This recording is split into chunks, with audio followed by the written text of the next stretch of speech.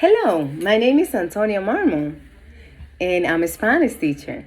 As an educator, child safety is my main priority inside the classroom. Not only inside, outside the classroom too. Throughout my research, I realized the importance of learning child or children behavior. I was able to determine the difference in a healthy child or an abused child. I was able to develop the social skills to contribute to any abused student. Child abuse, like we all know, is a very broad topic that in most cases include neglection and child maltreatment. As we all know, child abuse has increased tremendously all over the world. In addition, neglect or maltreatment can be defined as extreme deprivation of adequate medical and education care. Abuse is related to emotional and physical mistreatment. The reason why I use this data is because as an educator, I want students to be safe and happy everywhere they are. Most cases, as we all know, abuse is one of the most negative effects that contribute to child's depression and anxiety. In other words, not all the time, but in some cases, child abuse can lead to suicide. Here, I'm going to present you the data that I use for the descriptive data that I use in order to come up with plans, positive plans, to help all the students with any abuse or any sign of abuse presented inside the classroom. I have the description here. I have my question here. What are the negative factors that can increase depression and anxiety for any abused child? I use interview data, behavior records, journals. What action is being done now? We reflect on the interview about the negative factors that can increase anxiety or depression. We recall the behaviors, mood every day, day by day to the child.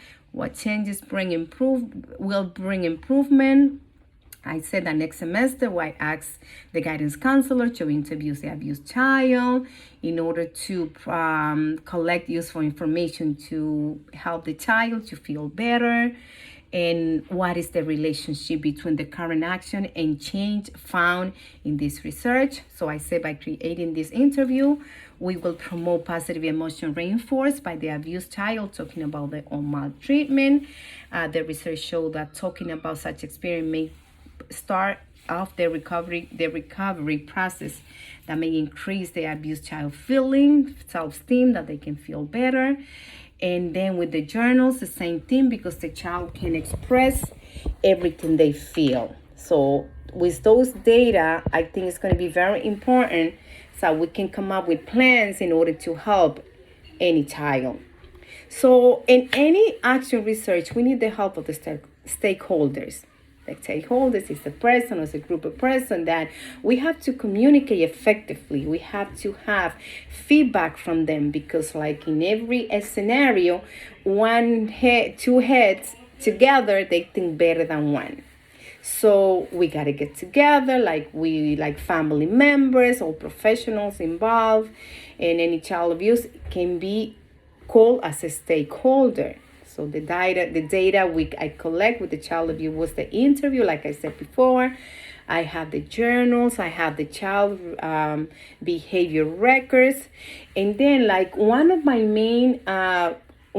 colleagues, like I called her one of the main stakeholders in this research. It was Miss Doraville, who is the teacher responsible for the child protection. As we all know, every school has a guidance counselor too. So she is the guidance counselor at the same time. She really helps. She's always working, interviewing any case that we refer to her, that we see that the child is presenting any abuse or any maltreatment or any neglection in the house. So like I said before, I spoke to her, but so interview the child. So with her interviewing the child, is going to help to reinforce positive emotions to the child, so the behavior, so she can help the child to talk about the problem, and at the same time this child can be start getting comfortable talking about it, and together we can identify emotions and behavior that might be explained. The child can explain everything what's going on. And at the same time, we will promote consultation with school psychologist, social worker, and a nurse. We can include a nurse too, because I know it's going to be very helpful. And then the nurse is going to help to check the child, physical, if any sign of physical maltreatment is presented. So the time that, that's everything in life, especially when it comes to human safety or well-being, I would say to act right away. That's the timetable that we have to attack the plan right away, to attack the problem.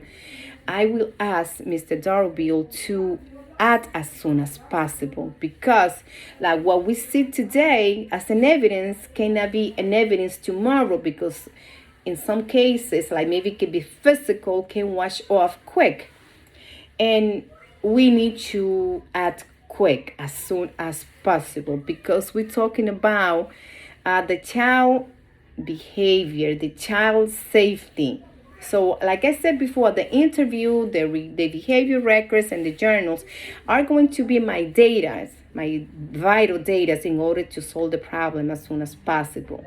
So I have to allocate the interviews, like I said again, and the interview, the child behavior records, and those data is going to help me to build a good plan in order to help us to prevent or identify, investigate the suspicion of abuse.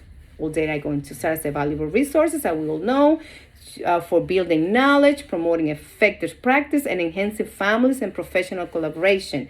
So we all together, we're going to come up with a good plan in order to help any situation that we have with any child presented inside the classroom. So explaining the negative effect that can cause an abuse or maltreatment to a child. So with the interview, it's going to help to reinforce the child's self-esteem, because now she has somebody to talk about it, professional person that is going to help her or help him to feel better, to feel that he's not alone in this, that we're helping, that we really care. Because remember, there is no more powerful therapies than the human love. That's what everybody knows, and everybody say that. So my rationale with that, I'm going to close a little bit with my rationale that all topics that involve the child well-being are important for research. In addition, child abuse is a great topic to select because it has a lot to do with the child well-being, safety, happiness. So educators, we play an essential role in student psychological development. I am very passionate and delicate when it comes to child's well-being. That's why I'm in the right path. I'm in the good profession area when I can help all children to feel better, to know that I'm here for them, that I will help them no matter what, no matter scenarios they are, no matter what it takes me. So I guess we're good to go. Thank you very much.